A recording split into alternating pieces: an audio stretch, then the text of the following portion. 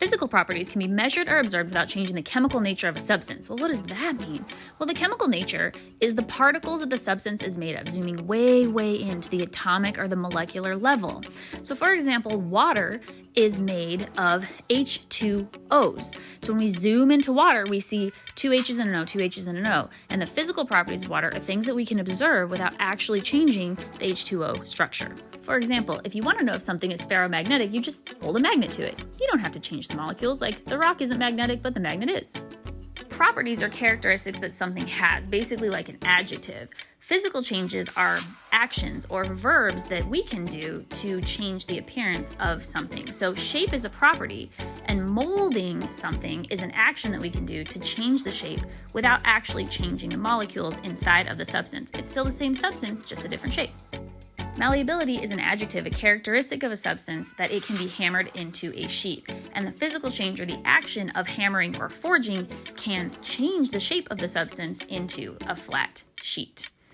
Ductility is the ability of a substance to be drawn into a wire, and actually drawing it into the wire is the change or the action that can be done. Hardness is a quality of the surface of the object, and the physical change that can be done in order to test it or change the object would be to scratch it. Luster is an observable quality of a substance of whether or not it reflects light. There's metallic luster of metals and non-metallic luster like this polished rock has.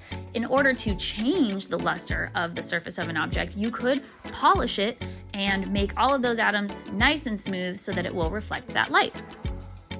Electroconductivity is a property that means that a substance like this copper allows electrons to travel through it, but a substance like this plastic is considered an insulator because it does not allow electrons to travel through. The same thing goes with heat. Copper allows heat energy to travel through it, so it's a thermal conductor, and this mitten is a thermal insulator because it doesn't allow the heat to travel through. The state of matter, a substance being a solid, liquid, or a gas, is easily observable without causing a chemical change. When we do cause changes to happen from solid to liquid to gas, it's because we're adding or removing heat. And so the processes of melting, freezing, vaporizing, condensing, sublimating, and depositing are just about us adding or removing heat from a substance, which changes how fast the particles move, not the molecular composition of the particles themselves. Which brings us to the physical property of the melting point, aka freezing point, of a substance. And this is the temperature that a solid substance will turn to a liquid or a liquid substance will turn to a solid.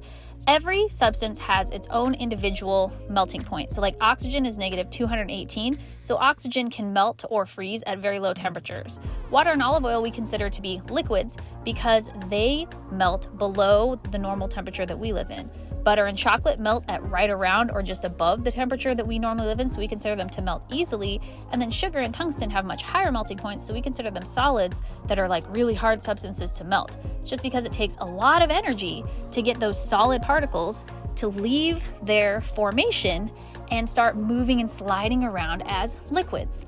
And so when the solid particles actually leave their solid formation and slide around as liquids, we call that process melting. The particles are just moving faster. They have not changed their identity. And if we remove heat from a liquid, well, wouldn't you know, the particles slow down in what we call freezing, and they just turn back to that solid form. And so we're not actually changing anything about the substances. The particles are still the same. H2Os are still H2Os, or whatever the substance is, they just are moving faster or slower. Boiling point / condensation point is the exact same story. It's just now we're dealing with a higher temperature and a substance when it turns from liquid to gas or gas to liquid. So those liquid particles sliding around, when you add heat to them, start moving faster and faster until eventually they move fast enough to jump off into the air in a process called boiling or vaporization. I'm sorry, 2 words pretty much mean the same thing. Then the gas particles are bouncing all over the place, moving super duper fast. If we remove heat from the gas particles, they slow down and condense back into a liquid. So oxygen has an incredibly low boiling point of negative 182, which is why we think of it as a gas, because it never really gets that cold here on Earth. Water is 100 degrees Celsius, olive oil 191, butter 252, so we're getting quite a bit higher there, and then even metals like tungsten 5,555. The property of density describes how much mass is packed into a volume, and we typically look at that in a ratio of how many grams are in every cubic centimeter or milliliter of a substance. So here I have 4 cubes that are the same volume, but each one has a different mass. The more mass that's packed into the cube, the more dense the cube is considered to be. So the foam is super light and the tungsten is super dense. A physical change that I could do to a substance would be to compact the matter so it takes up less space, or I could stretch the matter out so that it takes up more space. And those are actions that I can do to change the density of an object. I like to think of solubility as the hide-and-go-seek property, where some particles like to hide among the particles of another substance. So when something dissolves, which is the change that you can do, it would be like if we have water molecules and we have salt molecules. When you put the salt in the water, the salt particles hide among the water molecules so that you can't see them separately from each other.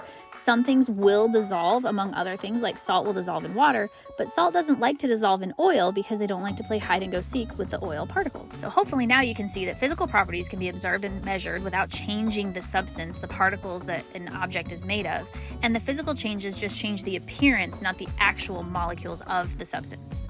In contrast, chemical properties look at the likelihood of the molecules inside of a substance to actually rearrange with the molecules inside of another substance, and chemical changes or reactions are when the molecules inside of substances completely rearrange into totally new chemicals. And you can learn about those in the next video.